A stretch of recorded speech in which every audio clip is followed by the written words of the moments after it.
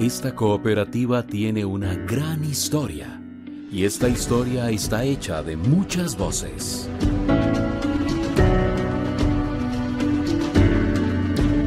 Diálogos que narran los 60 años de la construcción de Cope Santos.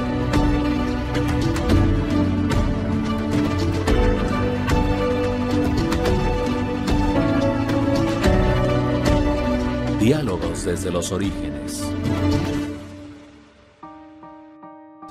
¿Qué tal? Gusto saludarles. La historia es muy rica y necesitamos conocerla.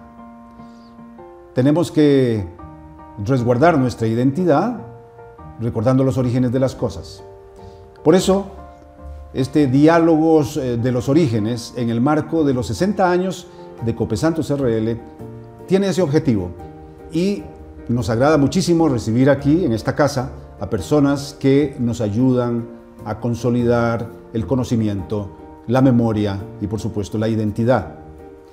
Santiago Bermúdez Valverde es quien está hoy con nosotros. Bienvenido, don Santiago. Buenas tardes, don Elber. Muchísimas gracias. Y a usted que está en la casa también.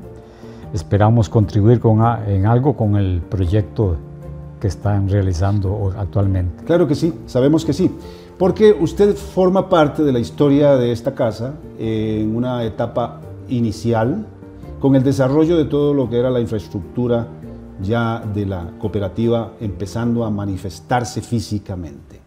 Brevemente, cuénteme, ¿cómo es que se involucra usted en el proyecto de Cope Santos RL desde la empresa donde trabajaba? Pues bien, yo creo que circunstancial, por la benevolencia del mensajero, don Misael Monge, que fue el que me abrió las puertas.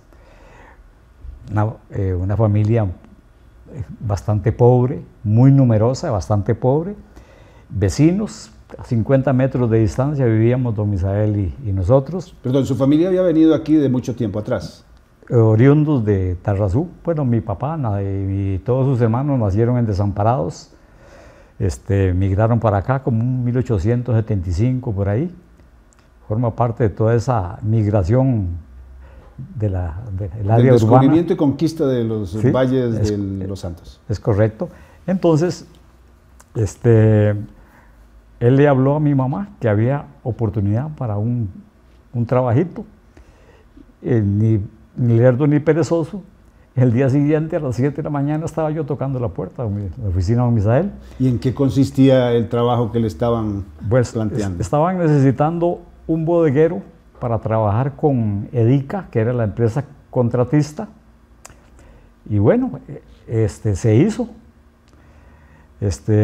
Ni lerdo ni perezoso, empecé a trabajar como bodeguero, Edica como patrono.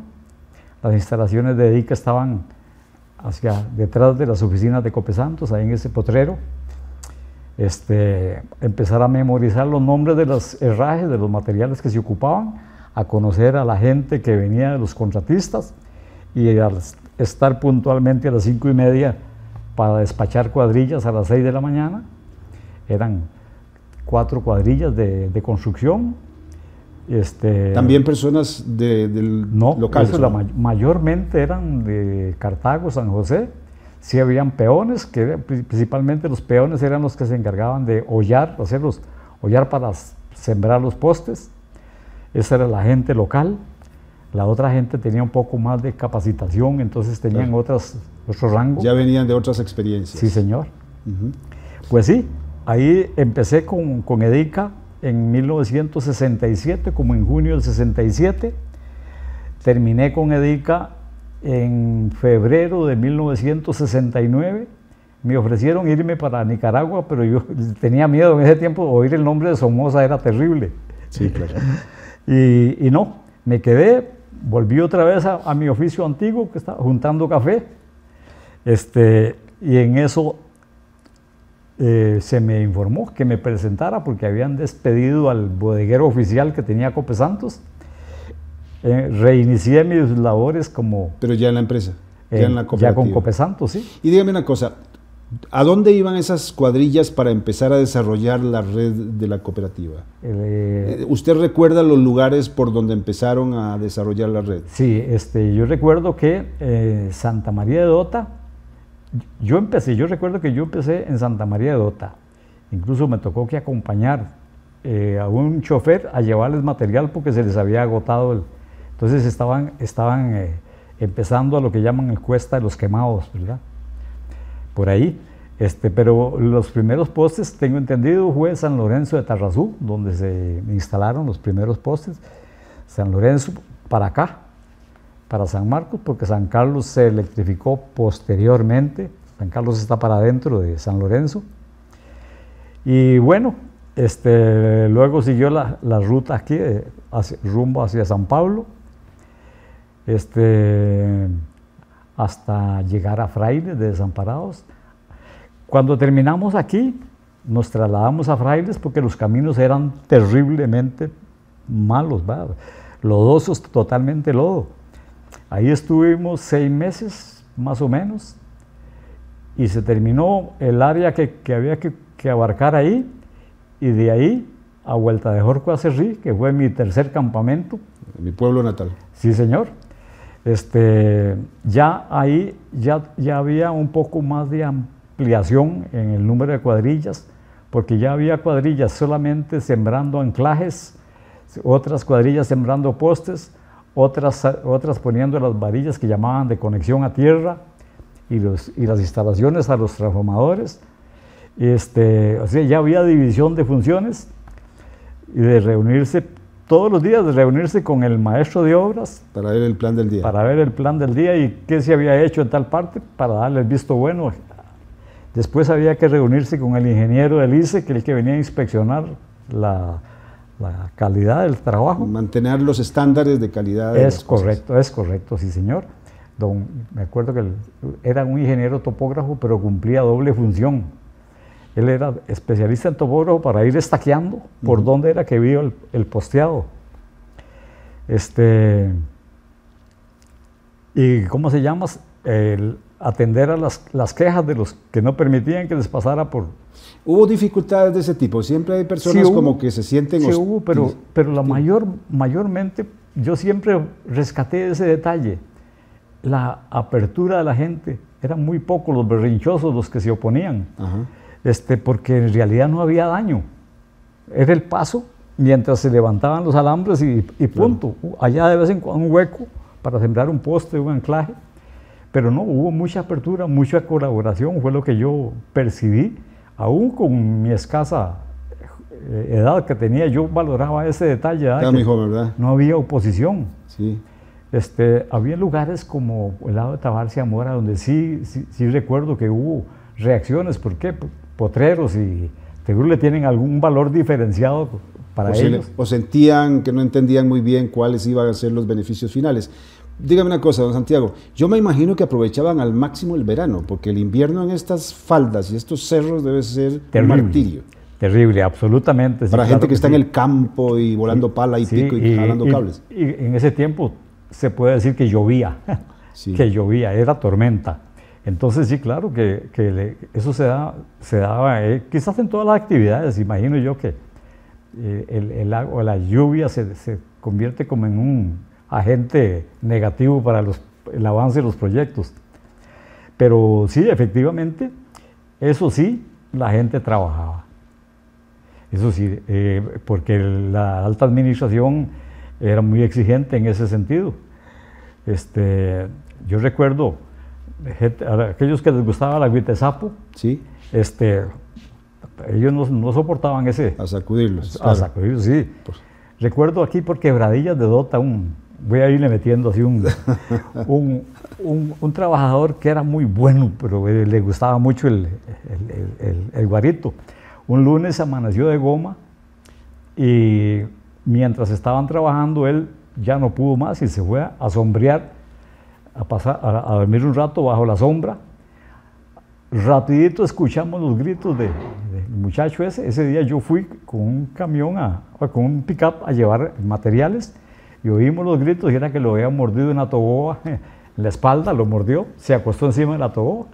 Bueno, Ve- estaba bien surtidito para dormirse Sí, encima de la pero culebra. Sí. son eventos que se presentan eso sirvió para que lo despidieran. Claro. Y accidentes, digamos, laborales importantes, porque manejar alturas, postes, maquinaria, pesos, en condiciones muy molestas. Qué buena pregunta esa, porque curiosamente yo recuerdo que el primer accidente de esa naturaleza se dio cuando ya las líneas estaban energizadas. Y en el centro de San Marcos, un trabajador ahí medio con un desconocimiento, torpeza, lo que sea, se agarró de un alambre y viene y puso el brazo en el transformador. Y claro, hizo tierra y lo reventó y cayó. Pero accidentes de ese tipo, en lo que yo recuerdo, mi pasaje por la Copesantos fueron apenas unos 3 casos quizá. Mortales no. Sí hubo accidentes graves, pero mortales no hubo. Ya había, digamos, mucha conciencia de la seguridad industrial en cuanto al manejo, vestimenta, sí, eso fue equipo.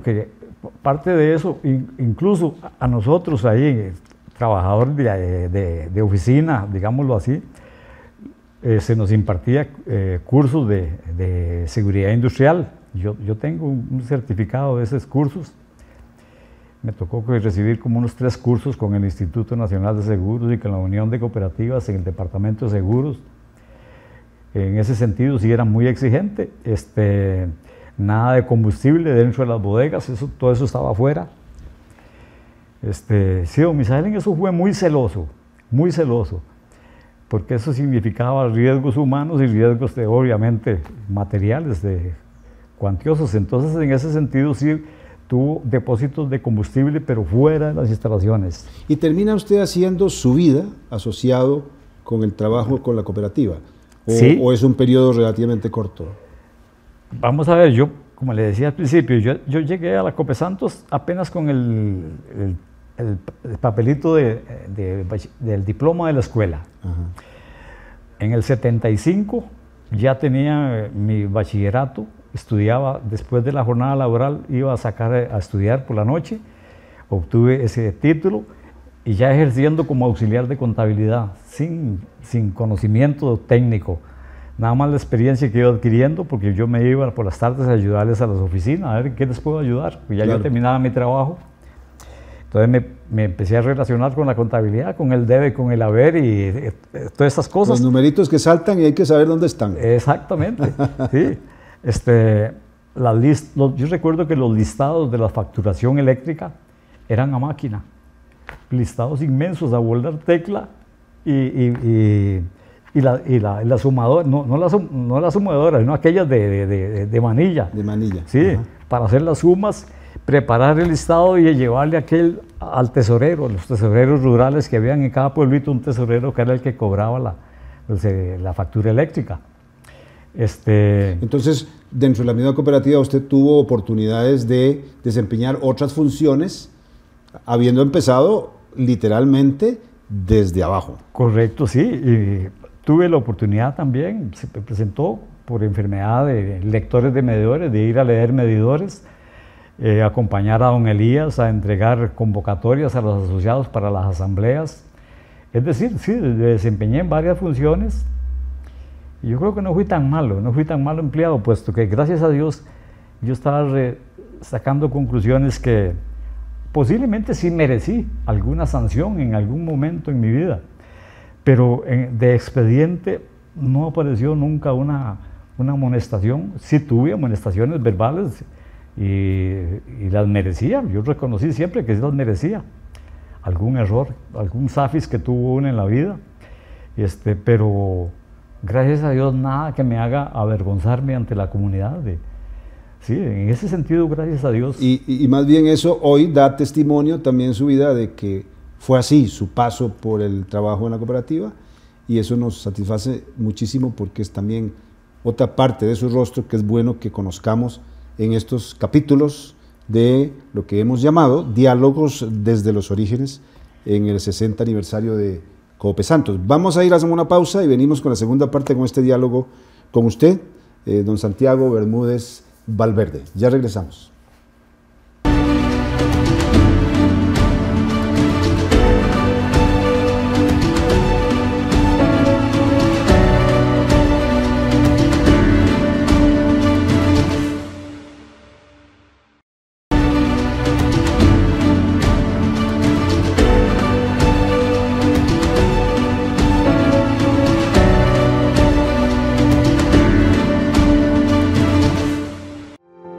Regresamos con don Santiago Bermúdez Valverde, un trabajador de muchos años en Copesantos RL, que conoce esa historia del desarrollo de las primeras obras de las líneas eléctricas que hoy se expanden cada día más, llevando progreso, desarrollo y cultura, también muy importante. Sí. Don Santiago, usted es un hijo de la tierra, un hombre hecho en estas hermosas montañas, se conoce todos los perímetros de la cooperativa.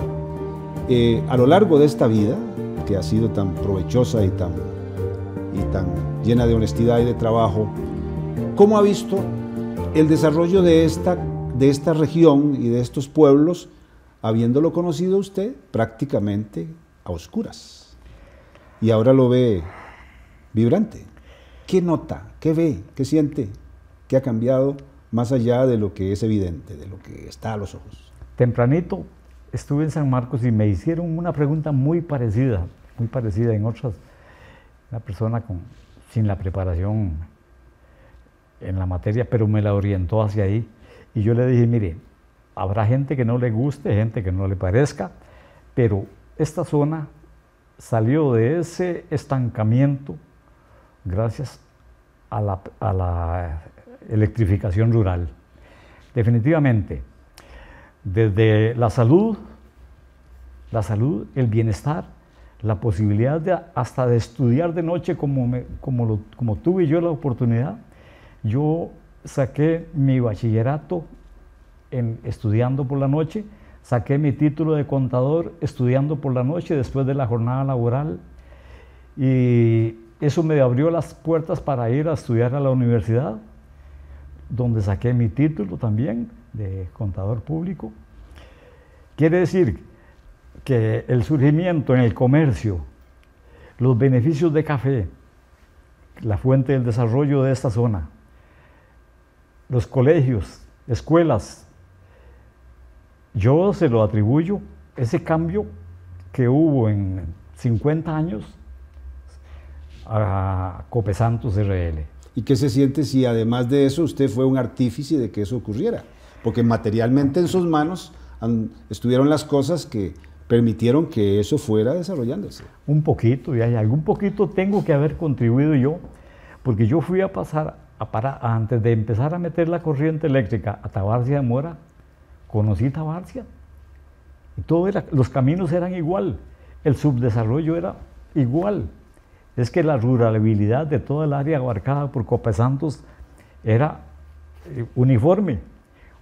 Yo, cuando supe que ya Copetarrazú, Copedota, tenían, ya no era todo leña, que ya era la electricidad la que se estaba utilizando, y conocer los montos de las facturas eléctricas, conocer que la hacienda La Lucha tenía el servicio eléctrico de Copesantos, que por allá en Tarbaca de Acerrí aquellos restaurantes estaban pegados a la red de Copesantos, y ya uno poder ver las lámparas en las montañas alumbrándole a los coyotes para que supieran por dónde llegar a donde estaban los gallineros. Sí. Esas son cosas reales. Saber que las refrigeradoras ya no solamente alimentos, sino medicinas también, medicinas para atender enfermos en la región. Que ya uno poder ver un chiquillo o uno mismo comiéndose un helado, saber que ahí es porque se está abasteciendo en la casa ya televisores, computadoras más adelante y etcétera. Dígame una cosa, tal vez usted vivió algo que yo viví y muchos de los que nos ven y nos escuchan tal vez lo vivieron. Para la época de finales de diciembre se hacían las luminarias, y recuerdo que en el Rosario de Desamparados, cuando era yo muy niño, uno identificaba la luminaria de la familia en aquel cerro de por allá arriba de Chirogres o de allá por Loma Larga o por Frailes. Y ahora usted hace eso y nadie lo nota. No. Porque todo es un mar de luces. Es correcto. ¿Verdad? Ya no sobresale. No, claro, desde el punto de vista de la tradición es muy bonito lo de las luminarias, pero vino algo que cambió la vida y fue la electrificación. Y uno lo nota, quienes pudimos ver esa diferencia en el tiempo. Don Albert, yo recuerdo en San Marcos, antes de la luz, digamos de la luz, yo recuerdo que era totalmente común y corriente toparse personas, unos con las cargas de leña al hombro, con el racimo de guineo al hombro. Eso era totalmente normal. Que salían de trabajar por aquel lado, por este otro, y se topaban con destinos distintos, pero era leña, todo era humo en las casas, chimeneas, fogones. Eso era el común denominador. Y eso impactaba en los bosques, porque de ahí había que alimentar los fogones y la leña era el tema. Sí, es correcto.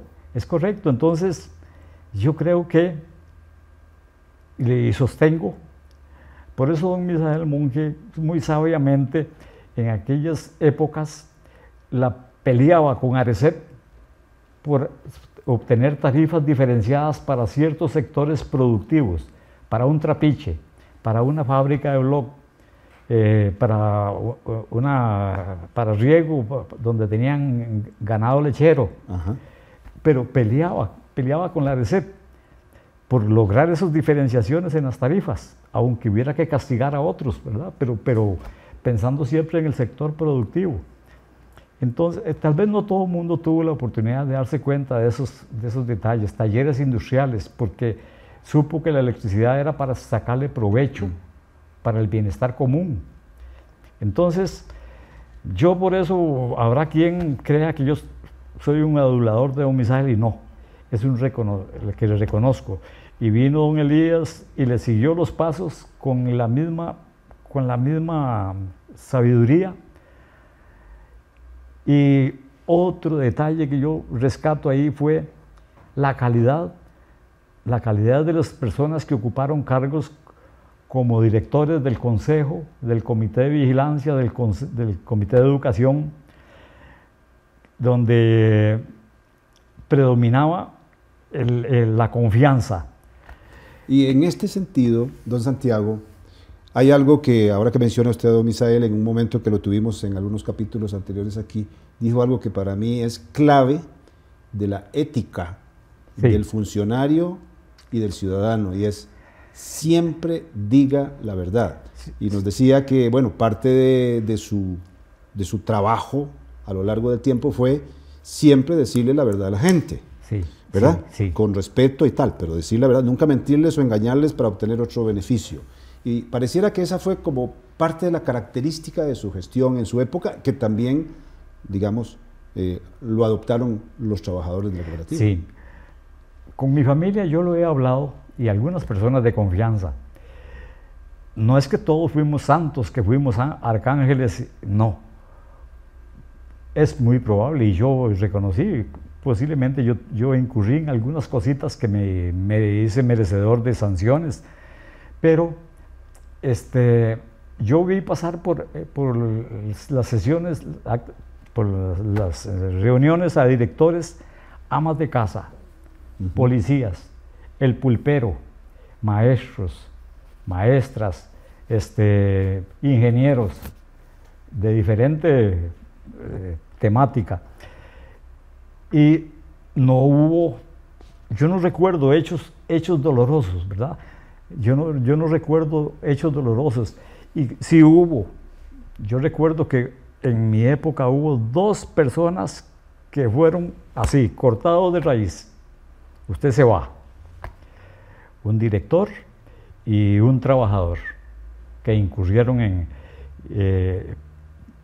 y demostró con eso ¿qué demostró la administración? Autoridad, respeto. Dice, la cosa ajena es ajena. Y apertura. Toda la información que pidiera el asociado se les da la información. Nada se oculta. Y verdad que por lo general se fue creando una cultura, digamos, de apoyo notable de las comunidades hacia todo lo que era el desarrollo de la cooperativa en sus múltiples facetas, viéndola como un motor no solo de desarrollo, sino de desarrollo también de la cultura y de la calidad de la sociedad. Ellos fueron predicadores, todo ese equipo humano de directores y gerencia se convirtió en un, ¿cómo le podría decir yo? Con muchísimo liderazgo, pero el liderazgo acompañado de imagen y de honradez, de respeto, Yo recuerdo a don Misael Monge medianoche con una calculadora preparando el plan de trabajo y el presupuesto del año siguiente, preparando un pliego tarifario a pura sumadora. Sumadora.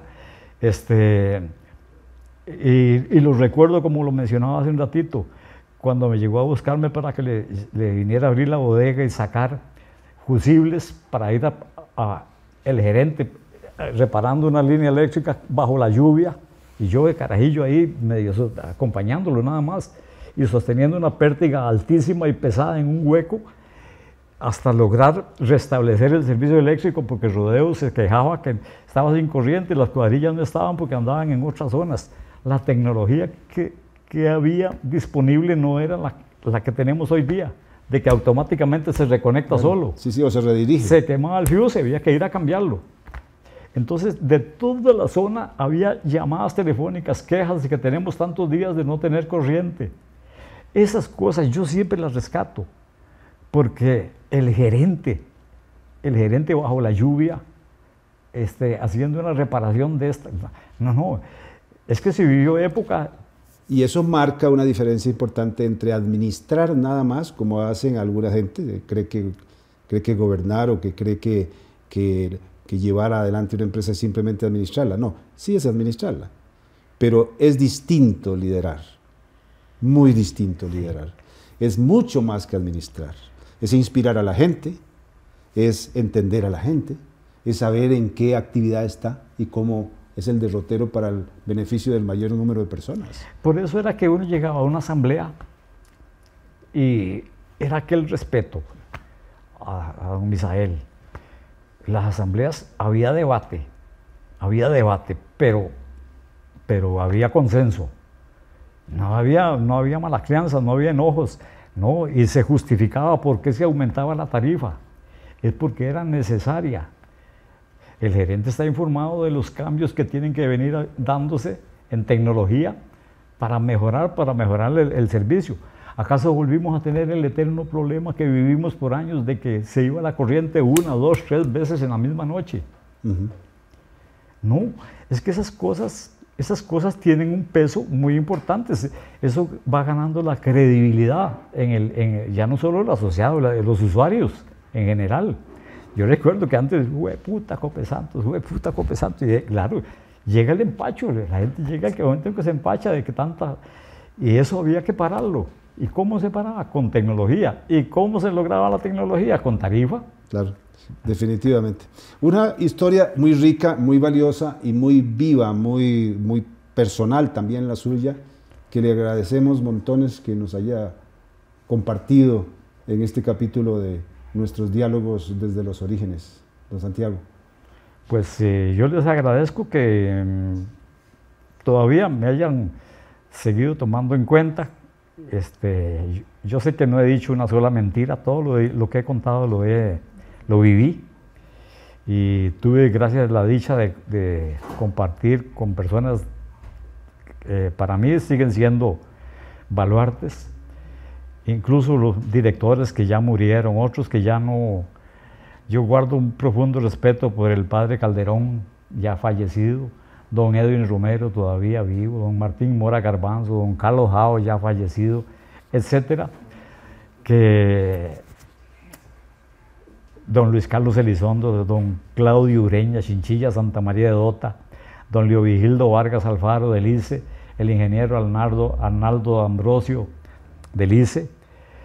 Es decir, es una lista grande, casi interminable. Y yo quisiera, don Albert, que me permita hacer un cierre. Claro que sí, ya tenemos unos segundos. Haciendo un llamado a los delegados.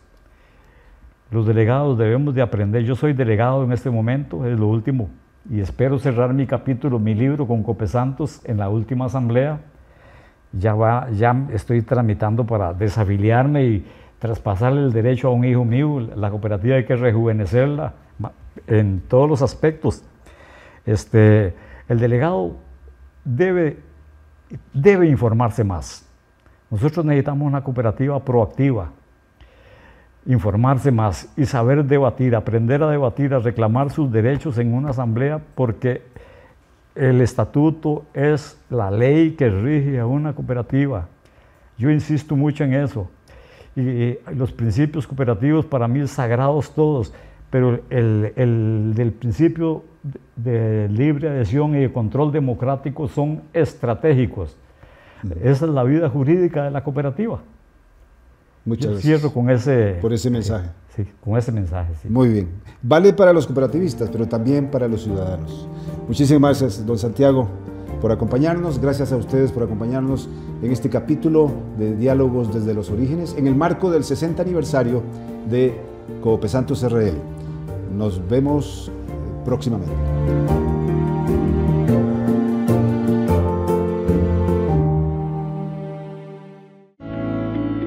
Esta cooperativa tiene una gran historia y esta historia está hecha de muchas voces.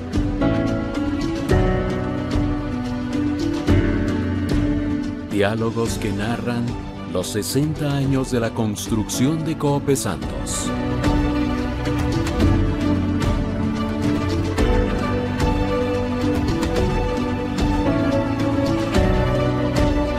Diálogos desde los orígenes.